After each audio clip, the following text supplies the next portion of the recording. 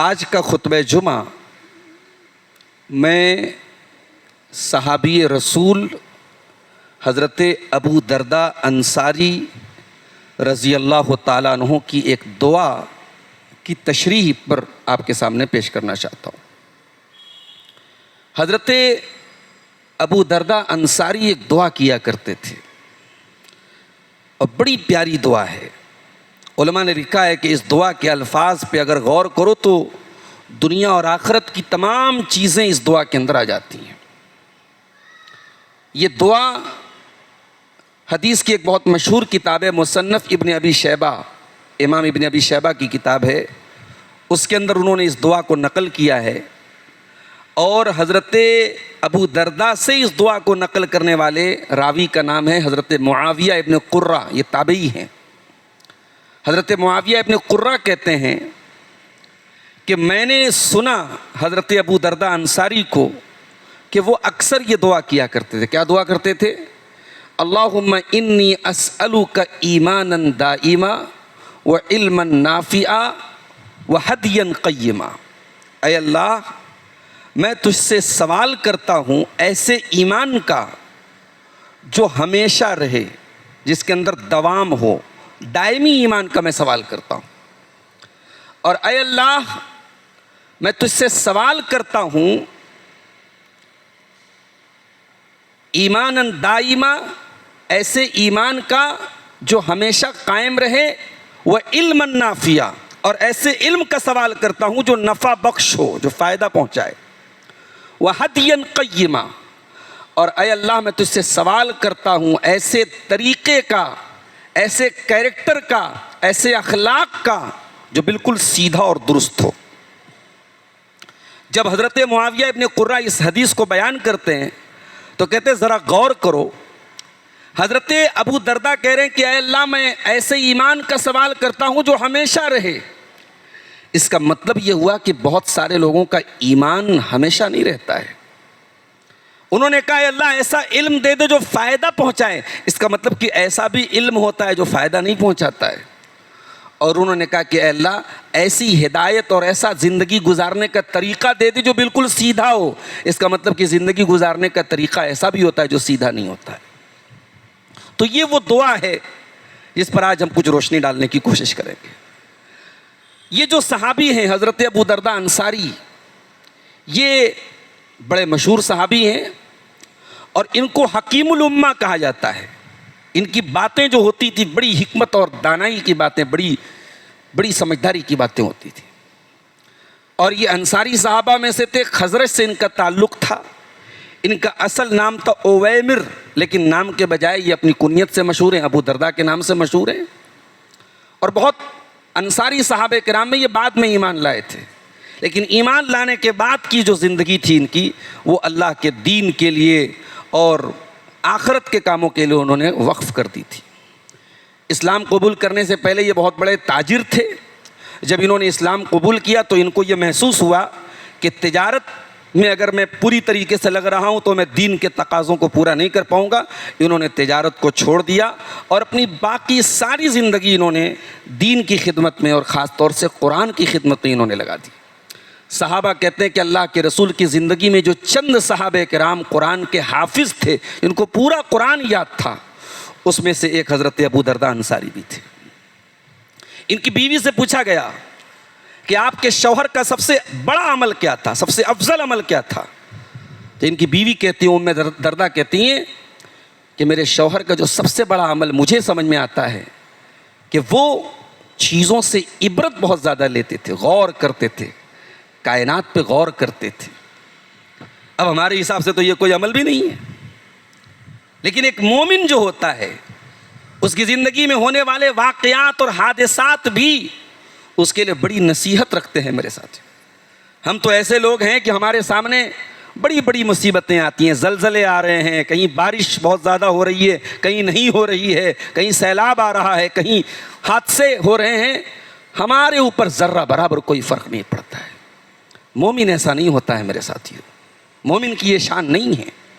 مومن اس کائنات پہ غور کرتا ہے، سورہ آل عمران کی وہ آیت آپ نے بار بار سنی ہوگی، ان فی خلق السماوات والارض واختلاف اللیل والنہار لآیات لأولی الالباب الذین یذکرون اللہ قیاما وقعودا وعلی جنوبہم ویتفکرون فی خلق السماوات والارض ربنا ما خلقت ھذا باطلا۔ اللہ کہہ رہا ہے میرے سمجھدار بندے وہ ہیں، میرے عقل مند بندے وہ ہیں جو کھڑے ہو کر کے اللہ کا ذکر کرتے ہیں، لیٹ کر کے اللہ کا ذکر کرتے ہیں، بیٹھ کر کے اللہ کا ذکر کرتے ہیں اور کائنات پہ غور کرتے ہیں، اور جب کائنات پہ غور کرتے ہیں تو اس نتیجے پر پہنچتے ہیں، ربنا ما خلقت ھذا باطلا، اے اللہ تو نے اس کائنات کو بیکار نہیں پیدا کیا، سبحانک فقنا عذاب النار، اے اللہ تو پاک ہے، تو ہمیں جہنم کی آگ سے بچا لے۔ تو حضرت ابو درداء کائنات کے اندر غور کرتے تھے۔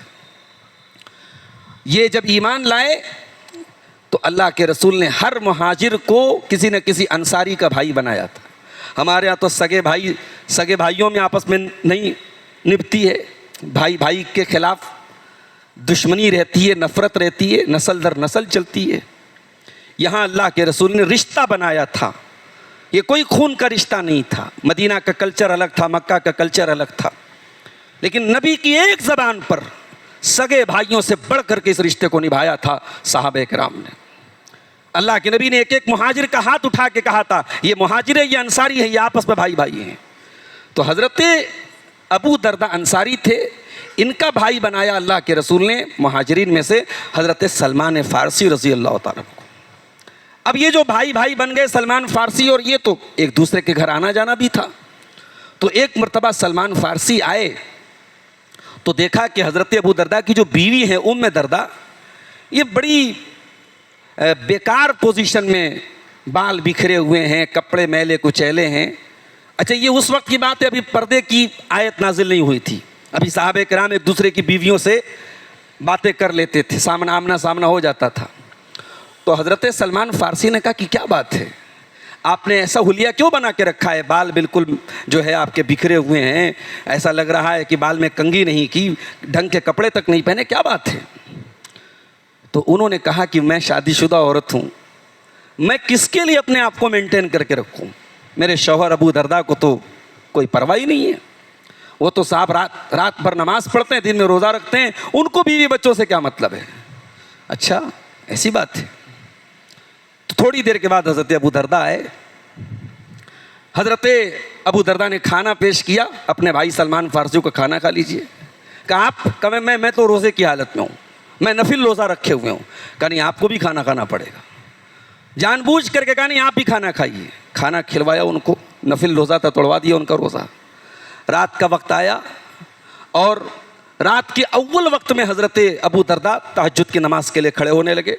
حضرت سلمان فارسی نے کہا رک جائیے، ابھی تھوڑا آرام کر لیجئے، تھوڑی نیند لے لیجئے، اس کے بعد تہجد پڑھیے گا۔ پھر آدھی رات کا وقت آیا، پھر حضرت ابو درداء کھڑے ہونے لگے، پھر سلمان فارسی نے کہا رک جائیے، ابھی مت پڑھیے تہجد کی نماز۔ جب رات کا آخری پہر آیا اس کے بعد حضرت ابو درداء نے، سلمان فارسی نے حضرت ابو درداء سے کہا کہ اب آپ اٹھیے اور اب تہجد پڑھیے۔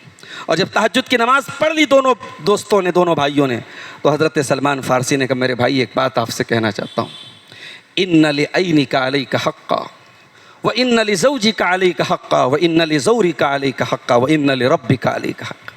کہا کہ آپ کے اوپر آپ کی آنکھوں کا بھی حق ہے، آپ کے اوپر آپ کی بیوی کا بھی حق ہے، آپ کے اوپر آپ کے بدن کا بھی حق ہے، اور آپ کے اوپر آپ کے رب کا بھی حق ہے۔ آپ اللہ تعالیٰ کی عبادت کیجئے، بیوی کا حق نہ ماریے، مہمان کا حق نہ تلفی نہ کیجئے، سب کا حق ادا کیجئے۔ جب حضرت ابو درداء رضی اللہ تعالیٰ عنہ نے یہ بات اللہ کے پیارے رسول صلی اللہ علیہ وسلم کو سنائی تو اللہ کے رسول نے اس کی تائید کی اور آپ نے فرمایا صدق سلمان، سلمان بالکل صحیح کہہ رہے ہیں۔ تو یہ حضرت ابو درداء انصاری ہیں۔ یہ حضرت عمر کے زمانے میں دمشق چلے گئے، وہاں کا قاضی بنا دیا گیا ان کو، اور دمشق کی جو جامع مسجد تھی وہاں انہوں نے قرآن کی قرأت کا اور قرآن کی تعلیم کا بہت بہترین انتظام کیا۔ اور وہیں دمشق میں سن 32 ہجری میں حضرت عثمان غنی کے دور میں ان کا انتقال ہوا، حضرت ابو درداء انصاری رضی اللہ تعالیٰ عنہ کا۔ تو حضرت ابو دردہ اس حدیث کے راوی ہیں اور اس دعا کو وہ پڑھ رہے ہیں. اب آئیے ذرا ہم دعا کے الفاظ پہ غور کرتے ہیں. اللہم انی اسألک ایمانا دائما، اے اللہ میں تجھ سے سوال کرتا ہوں ایسے ایمان کا جو دائمی رہے، جو ہمیشہ رہے. سوال کرتا ہوں. کبھی ہم سب اپنے گریبانوں میں جھانکیں اور سوچیں ہم کتنی بار اللہ تعالیٰ سے سوال کرتے ہیں. ضروری نہیں ہے کہ جب زندگی میں کچھ گھٹے تب اللہ کے سامنے ہاتھ پھیلاؤ.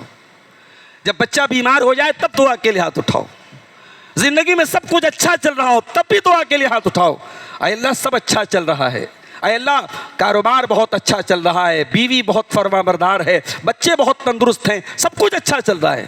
یہی دعا کر لو کہ اے اللہ ان نعمتوں کی حفاظت فرما، یہ نعمتیں کہیں چھن نہ جائیں. یہی دعا کر لو. اللہ کے سامنے دعا کے لیے ہاتھ اٹھانے سے میرے بھائیوں سنکوچ نہ کیا کرو. آپ اللہ سے جتنا سوال کریں گے، جتنی دعا کریں گے، اتنے آپ اللہ تعالیٰ سے قریب ہوں گے. اور اللہ نہ کرے اگر کوئی اس لیے اللہ سے دعا نہیں کرتا کہ صاحب ہمیں ضرورت نہیں ہے اللہ سے کچھ مانگنے کی، اگر کہیں دل میں یہ خیال پیدا ہو گیا کہ ہمیں کیا ضرورت ہے دعا کرنے کی، تو یہ تو بہت خطرناک خیال ہے. یہ خطرناک خیال ہے، انسان کو ڈوبا دے گا یہ خیال اگر آپ کو یہ لگتا ہے کہ ہمیں اللہ سے کچھ مانگنے کی ضرورت نہیں ہے. آپ مسلمان ہیں، آپ کے ایمان کا تقاضا ہے کہ آپ اللہ کے سامنے ہاتھ پھیلائیں. آپ بندے ہیں اور بندگی کا تقاضا ہے کہ آپ اللہ کے سامنے ہاتھ پھیلائیں. ان الذین یستکبرون عن عبادتی سیدخلون جہنم داخرین. میرے بندو اگر تکبر کرو گے، گھمنڈ کرو گے، میرے سامنے ہاتھ پھیلانے سے سنکوچ کرو گے تو ذلیل ہو کر کے جہنم میں ڈال دیے جاؤ گے. اللہ سے مانگنے والا کبھی شرمندہ نہیں ہوتا میرے ساتھی. دنیا میں آپ کسی سے ایک بار کوئی چیز مانگ لیں، 2 بار مانگ لیں تو 4 بار کے بعد اس کو بھاری گزرنے لگے گا. بڑا عزیز ہے، بڑا خاص ہے، بڑا آپ کا دوست ہے، بڑا رشتہ دار ہے، آخر میں آ کے دروازہ بند کر دے گا، تمہیں میں ہی ملاؤں. اللہ وہ ہے میرے پیارے ساتھیوں جس سے بار بار مانگو، اس کے سامنے رو کر کے مانگو، گڑ گڑا کر کے مانگو، اللہ آپ سے اور خوش ہوگا، آپ کو اور دے گا. علامہ ابن کثیر نے عربی کا ایک شعر نقل کیا ہے تفسیر ابن کثیر میں. اس آیت کی تفسیر میں کہتے ہیں اللہ یغضب ان ترکت سؤالہ وبنی آدم حین یسأل یغضب. کہتے ہیں کہ اللہ تعالیٰ سے اگر نہ مانگو تو اللہ ناراض ہوتا ہے، اللہ سے سوال نہ کرو تو اللہ ناراض ہوتا ہے، اور آدم کے بیٹے سے زیادہ مانگو گے تو وہ ناراض ہو جائے گا. آدم کا بیٹا مانگنے پر ناراض ہوتا ہے، اور اللہ کی شان وہ ہے، اللہ کی ذات ایسی ہے، اللہ سے جتنا آپ مانگیں گے، جتنا سوال کریں گے، اللہ اور خوش ہوگا، اللہ نہ مانگنے سے ناراض ہوتا ہے. تو حضرت ابو دردہ نے پہلا سبق ہمیں یہ دیا، ہمیں اللہ کے سامنے سوال کرنا چاہیے.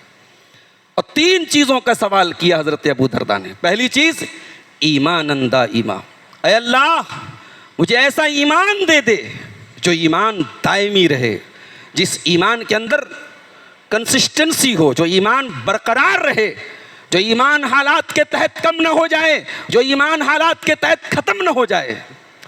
موجودہ دور کے فتنوں میں ایک بہت بڑا فتنہ یہ ہے میرے ساتھیوں، اور آنے والے وقت میں آپ اس فتنے کو اور محسوس کریں گے. آپ کی روزی روٹی کا مسئلہ اتنا بڑا مسئلہ نہیں ہوگا، آپ کے کاروبار کا مسئلہ اتنا بڑا مسئلہ نہیں ہوگا. سب سے بڑا مسئلہ یہ ہوگا آپ کے ایمان کا مسئلہ ہوگا. آپ کی بیٹیوں، آپ کے بیٹوں، آپ کی نئی نسل کے ایمان کو لوٹا جائے گا. اور اللہ کے نبی نے ان حالات کی پیشن گوئی پہلے سے فرما دی ہے. صحیح مسلم کی وہ روایت اٹھائیے، اللہ کے پیارے نبی فرماتے ہیں بادروا بالاعمال فتنا کقطع اللیل المظلم. عمل کرنے میں جلدی کرو، عمل کرنے میں دیر نہ کرو، اس سے پہلے کہ فتنوں کا دور آ جائے. اتنے زیادہ فتنے پیدا ہو جائیں گے جیسے اندھیری رات میں آسمان میں صرف اندھیرا ہی اندھیرا نظر آتا ہے. یصبح الرجل مؤمنا ویمسی کافرا ویمسی مؤمنا ویصبح کافرا. فرمایا صبح کو ایک انسان مومن ہوگا اور شام ہوتے ہوتے کافر ہو جائے گا. شام کو مومن ہوگا اور صبح ہوتے ہوتے کافر ہو جائے گا. 12 گھنٹے اپنے ایمان کو نہیں بچا پائے گا. ایسا دور آ جائے گا. اور ایسا دور کیوں آ جائے گا؟ کیا اس کی گردن پہ تلوار رکھی جائے گی؟ اس کی کنپٹی پہ گن رکھی جائے گی, گن پوائنٹ پر اس سے ایمان چھڑوایا جائے گا؟ فرمایا نہیں, یبیع دینہ بعرض من الدنیا, دنیا کا ایسا حریص بن جائے گا, دنیا کا ایسا لالچی بن جائے گا, دنیا کا ایسا طلبگار بن جائے گا کہ دنیا کے چند ٹکوں کے بدلے اپنے ایمان کو بیچ دے گا. میرے پیارے ساتھیوں, ہمارا عقیدہ ہے ایمان گھٹتا اور بڑھتا ہے. انسان جب گناہ کرتا ہے, اللہ کی نافرمانی کرتا ہے, ایمان گھٹتا ہے. اور جب انسان نیکی کے کاموں میں آگے رہتا ہے, دینی مجلسوں میں جاتا ہے, جمعہ کے خطبے میں آتا ہے, اس کے ایمان کی چارجنگ میں اضافہ ہوتا ہے. قرآن کریم میں اللہ نے فرمایا انما المؤمنون الذین اذا ذکر اللہ وجلت قلوبہم واذا تلیت علیہم آیاتہ زادتہم ایمانا, کہ میرے مومن بندے تو وہ ہیں جب اللہ کا نام لیا جائے تو ان کے دل کانپ جاتے ہیں, اور جب قرآن کی تلاوت کی جائے ان کے سامنے تو ان کا ایمان بڑھ جاتا ہے. ایمان گھٹتا اور بڑھتا ہے میرے ساتھیوں. اور انسان اگر اس ایمان کی حفاظت نہ کرے تو ایک ایسا وقت بھی آ جاتا ہے کہ ایمان سے انسان محروم ہو جاتا ہے. میرے عزیزو, اس ایمان کی حفاظت کیجئے, اپنی آنے والی نسلوں کی ایمان کی حفاظت کیجئے. اپنے بچوں کو ڈاکٹر بنائیے, انجینئر بنائیے, اپنی بچیوں کو ہائر ایجوکیشن دیجئے, بالکل منع نہیں ہے, جائز ہے. لیکن اگر یہ ہائر ایجوکیشن, یہ اعلیٰ تعلیم, یہ ڈاکٹری, یہ انجینئرنگ ہمارے بچوں کا ایمان چھین رہی ہے تو یہ بہت مہنگا سودا ہے میرے ساتھیوں, یہ بہت مہنگا سودا ہے. ہم غریبوں کے پاس اگر ہماری سب سے بڑی پونجی ہے تو یہ ایمان ہے میرے عزیزوں, اور اس ایمان کو مرتے دم تک ہمیں بچانا ہے. اللہ کے نبی اپنے ہر خطبے میں قرآن کریم کی 3 آیتوں کو پڑھتے تھے. اس میں ایک آیت سورہ آل عمران کی یہ آیت بھی ہوتی تھی, یا ایھا الذین آمنوا اتقوا اللہ حق تقاتہ ولا تموتن الا وانتم مسلمون, اے ایمان والو اللہ سے ڈرو جتنا ڈرنے کا حق ہے, اور تمہیں موت نہ آئے مگر اسلام کی حالت میں, مرو تو ایمان کی حالت میں مرو. صحابہ کرام کی زندگیوں کو اٹھا کے دیکھیے, سب کچھ قربان کر دیا, اپنا وطن چھوڑ کے دوسری جگہ چلے گئے, لیکن ایمان سے سمجھوتا نہیں کیا. وَلَا تَمُوتُنَّ إِلَّا وَأَنْتُمْ مُسْلِمُونَ, صحابہ نے اس پر عمل کر کے دکھایا, موت نہ آئے تو مگر ایمان کی حالت میں آئے. آسان تو نہیں ہے میرے بھائیو اپنا وطن چھوڑ کے چلا جانا. صحابہ کرام مکہ چھوڑ کے حبشہ گئے, نیا دیش, نیا ملک, نیا کلچر, نئی تہذیب. حبشہ میں اطمینان سے رہتے تھے, وہاں کا بادشاہ عیسائی تھا, بعد میں وہ مسلمان بھی ہو گیا تھا, نجاشی.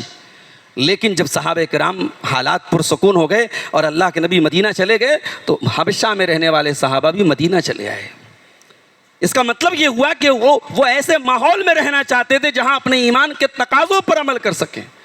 آج مسلمان ایسی بستیوں میں رہنا پسند کرتا ہے جہاں سکون ہو, وی آئی پی ایریا ہو, پوش ایریا ہو, مسجد ہو چاہے نہ ہو, علماء ہو چاہے نہ ہو, اس کی نسل دین سے دور ہو جائے, اس کی لڑکیاں مرتد ہو جائیں, وہ سب گوارا کر لیتا ہے اپنے لیونگ اسٹینڈرڈ کے لیے, اپنے لائف اسٹائل کے لیے, اپنی اعلیٰ زندگی کے لیے. نہیں میرے ساتھیوں, لیونگ اسٹینڈرڈ اور لائف اسٹائل میں سمجھوتے کر لو, ایمان میں سمجھوتے نہ کرو. ایسے ماحول میں مت گزارو زندگی, ایسے ماحول میں نہ رہو اپنے بچوں کے ساتھ جہاں اپنے ایمان کے تقاضوں پر عمل کرنا مشکل ہو جائے میرے ساتھیوں. اور جانتے ہو صحابہ کرام نے اپنے ایمان کی حفاظت کیوں کی تھی؟ کیونکہ ایمان کی جو لذت ہے وہ صحابہ کرام کے دلوں میں اتر گئی تھی.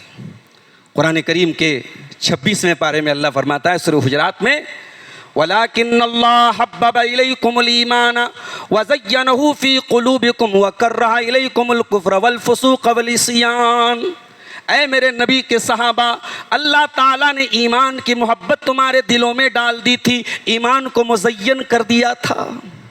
یہ صحابہ کرام کی تعریف بھی ہے, ان کی ستائش بھی ہے, اور دنیا والوں کو یہ میسج بھی ہے کہ جب آپ اس لیول پر پہنچ جائیں کہ ایمان کی محبت آپ کے دل میں پیدا ہو جائے, ایمان سب سے بڑھ کے ہو جائے, تو آپ سب کچھ قربان کر سکتے, ایمان کو قربان نہیں کر سکتے. آج مسلمان کسی سیاسی پارٹی میں شامل ہونے کے لیے شرکیہ نعرے تک لگا لیتا ہے. کتنے مسلمان ہیں ان کو وزارت کا عہدہ مل گیا, منسٹری کا عہدہ مل گیا, فلاں عہدہ مل گیا, اور جا کے بتوں کے آگے سجدہ کرنے لگے. اور ایسا بھی نہیں کہ حکومت ان کو مجبور کر رہی ہے یا ان کا ڈپارٹمنٹ ان کو صرف اپنے آپ کو سرخرو بننا ہے, اپنے آپ کو دکھانا ہے کہ ہاں صاحب میں بہت سیکولر ہوں اور میں بہت اوپن مائنڈڈ ہوں.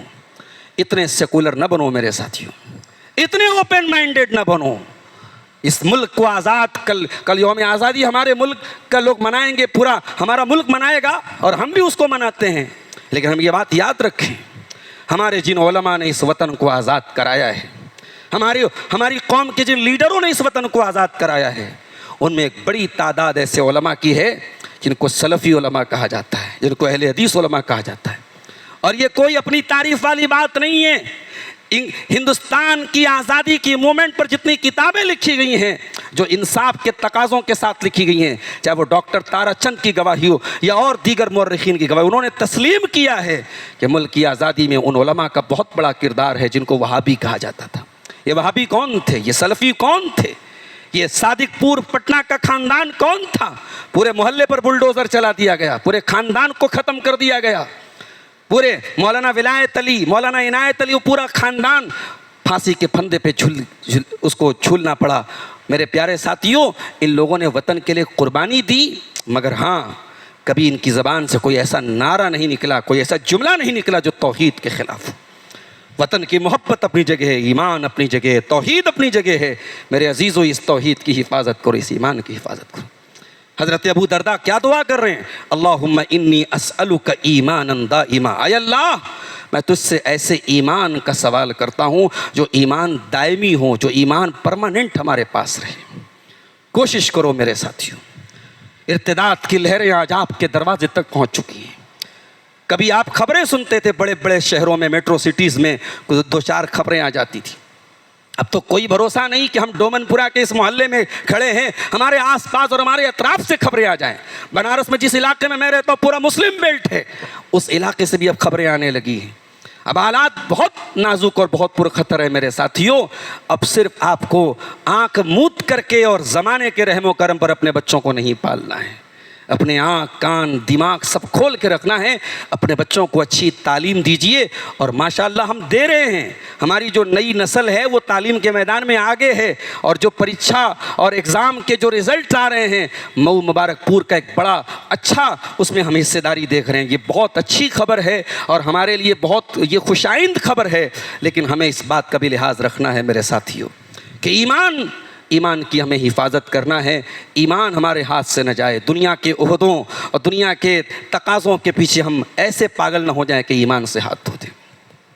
اور دوسری چیز جو اللہ کے حضرت ابو درداء دعا کر رہے ہیں، وہ علم نافع، اور اے اللہ تو ایسا علم مجھ کو دے دے جو علم مجھے فائدہ پہنچائے۔ علم کس کو کہتے ہیں؟ اسلام کی نظر میں علم جو ہے وہ کلیکشن آف انفارمیشن کا نام نہیں ہے، معلومات اکٹھا کر لیا اور بڑے اسکالر بن گئے اور بڑے قابل بن گئے۔ علم تو یہ ہے کہ آپ حلال اور حرام کو جان لیں، علم تو یہ ہے کہ آپ اپنے رب کو جان لیں۔ آج میں خبر دیکھ رہا تھا صاحب، وہ اسی ملک میں فلاں جگہ فلاں پتھر کے بت کے بارے میں یہ خبر آئی کہ صاحب وہ بیمار ہو گئے، وہ فلاں جو ہے ان کے جو معبود ہیں، جو خدا ہیں، وہ بیمار ہو گئے، اور بڑے بڑے میڈیکل کے جو ماہر ڈاکٹر ہیں وہ اس لوگوں کے بنائے ہوئے جو خدا ہیں، جو پتھر کے بت ہیں، ان کو وہ جا کر کے چیک اپ کر رہے ہیں اور کہہ رہے ہیں ہاں صاحب اب یہ ہمارے جو خدا ہیں یہ ٹھیک ہیں، اب ہم نے ان کا علاج کر دیا ہے، ان کو تھوڑا سردی زکام لگ گیا تھا۔ کیا بکواس ہے بھائی!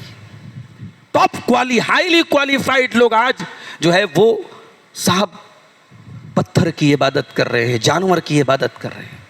انسان دنیا کی ڈگریاں حاصل کر لے اور اپنے کریٹر کو نہ پہچانے، اپنے خالق کو نہ پہچانے، اس سے بڑھ کے افسوس کی بات کیا ہو سکتی ہے میرے ساتھی؟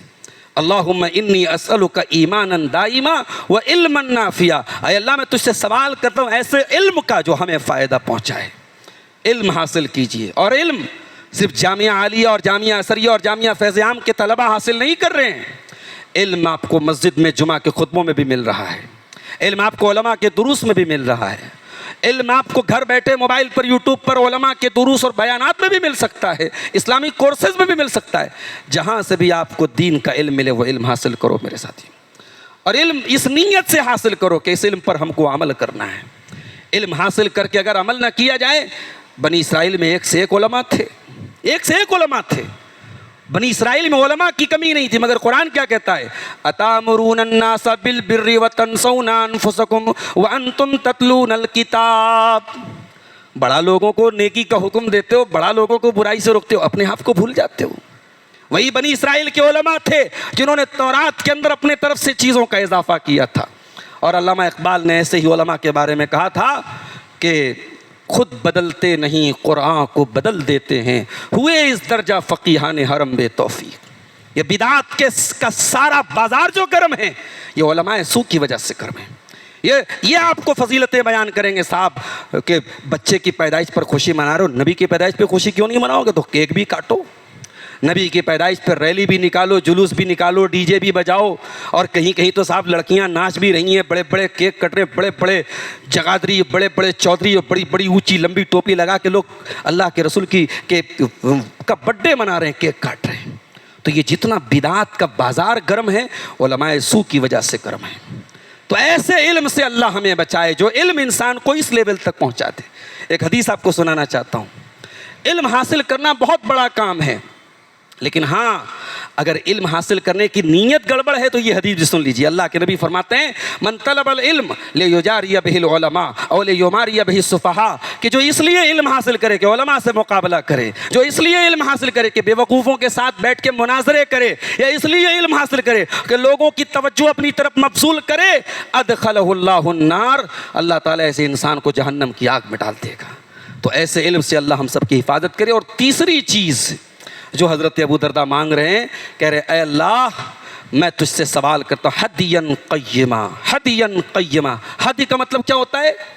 ہدی کا مطلب ہوتا ہے زندگی گزارنے کا طریقہ، چال چلن. اے اللہ مجھے ایسا زندگی گزارنے کا طریقہ دے جو سیدھا ہو.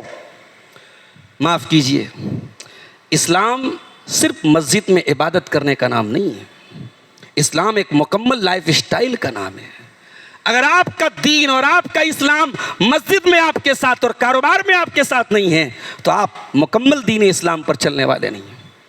سماج میں آپ کو ایسے بہت سارے لوگ مل جائیں گے ماشاءاللہ 5 ٹائم کے نمازی ہیں، بہت اچھی بات ہے، بالکل بہت اچھی بات ہے. نماز اسلام میں بہت ضروری چیز ہے، مگر نماز کل دین نہیں ہے میرے ساتھیوں. آپ مسجد کے اندر نمازی ہیں، 5 ٹائم آپ کو دیکھا جا رہا ہے، اور مسجد کے باہر کاروبار میں آپ 420 کر رہے ہیں، فراڈ کر رہے ہیں، چیٹنگ کر رہے ہیں، پڑوسی کا حق مار رہے ہیں، بھائی کا حق مار رہے ہیں، بہن کا حق مار رہے ہیں، دنیا بھر کے غبن کر رہے ہیں، دنیا بھر کے فراڈ کر رہے ہیں، اور آپ بڑے تاؤ سے اپنی مونچھوں پہ تاؤ دے کے کہتے ہیں صاحب میں تو 5 ٹائم کا نمازی ہوں. تو معاف کیجئے، یہ 5 ٹائم کا نمازی ہونا آپ کو اللہ کی عدالت میں نہیں بچا پائے گا میرے ساتھیوں. وَہَدْيًا قَيِّمًا، اے اللہ میں تجھ سے ایسا زندگی گزارنے کا طریقہ مانگ رہا ہوں جو سیدھا سادہ ہو. انسان کے چہرے پر بھرپور داڑھی، یہ بہت اچھی بات ہے، داڑھی کا دین سے بہت گہرا تعلق ہے، مگر چہرے پر بھرپور داڑھی کا ہونا یہ تقویٰ کی گارنٹی نہیں ہے. ماتھے پہ سجدے کا نشان ہونا یہ تقویٰ کی گارنٹی نہیں ہے. لیکن ہاں اب کوئی دڑی منڈا اس کو جو ہے دلیل بنایا کہ صاحب لوگ داڑھی رکھ کر کے بھی بڑے غلط کام کرتے ہیں. کسی کا داڑھی رکھ کر کے غلط کام کرنا یہ داڑھی کی اہمیت کو نہیں گھٹا سکتا ہے. کوئی نمازی ہو کر کے اگر غلط کام کرے اس کی ذمہ دار نماز نہیں ہے. ہمیں اللہ سے یہ دعا کرنی چاہیے اور اس کی کوشش کرنی چاہیے وَحَدْيًا قَيِّمًا، کہ ہماری جو زندگی ہو وہ قیم ہو، سیدھی سادھی زندگی ہو، ہماری زندگی دین کے مطابق ہو. اور میں نے خطبہ مسنونہ کے بعد جو سورہ فاتحہ کی ایک آیت پڑھی تھی آپ کے سامنے، اہدنا الصراط المستقیم. اہدنا الصراط المستقیم میں بھی ہم اگر غور کریں تو ہم انہی 3 باتوں کا سوال اللہ سے کرتے ہیں. اے اللہ ہم کو صراط مستقیم پر چلا، کیا مطلب؟ اے اللہ صراط مستقیم کا علم ہم کو دے دے اور صراط مستقیم پر قائم رہنے کی توفیق ہمیں عطا فرما، اور دین گزارنے کا جو صحیح راستہ ہے، جو غلو سے پاک ہے، جو افراط سے پاک ہے، جو تفریط سے پاک ہے، اے اللہ اسی راستے پر ہم سب کو چلنے کی توفیق عطا فرما. تو یہی دعا جو ہم اہدنا الصراط المستقیم کی شکل میں پڑھتے ہیں، وہی دعا اس کو تھوڑا سا اور کھول کر کے حضرت ابو درداء پڑھتے تھے. اللہم انی اسألک ایمانا دائما وعلما نافعا وہدیا قیما. یہ بڑی پیاری دعا ہے میرے ساتھیوں. اس دعا کو آپ اپنی دعا میں شامل کر لیں، اور جب دعا کے لیے ہاتھ اٹھائیں ضرور جو ہے آپ ان الفاظ کو اپنی زبانوں پہ لائیں. اللہ تعالیٰ سے دعا ہے رب العالمین اس دعا کے اندر جو باتیں بیان ہوئی ہیں ان باتوں پر ہمیں عمل کرنے کی توفیق عطا فرمائے. اللہ ہم سب کے ایمان کی حفاظت فرمائے. رب العالمین ہمیں علم نافع حاصل کرنے کی توفیق عطا فرمائے. رب العالمین ہم میں سے جو بیمار ہیں ان کو شفائے کاملہ عاجلہ عطا فرمائے. جو روزگار سے پریشان ہیں اللہ ان کے کاروبار میں برکت عطا فرمائے. اللہ ہم سب کو حلال عطا فرمائے، حرام سے بچنے کی توفیق دے۔ اللہ ہمارے مرحومین کو جو اہل ایمان اہل توحید دنیا سے گئے ہیں، اللہ ان کی قبروں میں ان کو سکون عطا فرمائے، اور اللہ تعالیٰ ان کے ساتھ عفو درگزر کا اور رحمت اور مغفرت کا معاملہ فرمائے، اور اللہ ہم سب کو جب تک دنیا میں زندہ رکھے اسلام پر زندہ رکھے اور ہمارا خاتمہ ایمان پر ہو، آمین۔ وآخر دعوانا ان الحمد للہ رب العالمین۔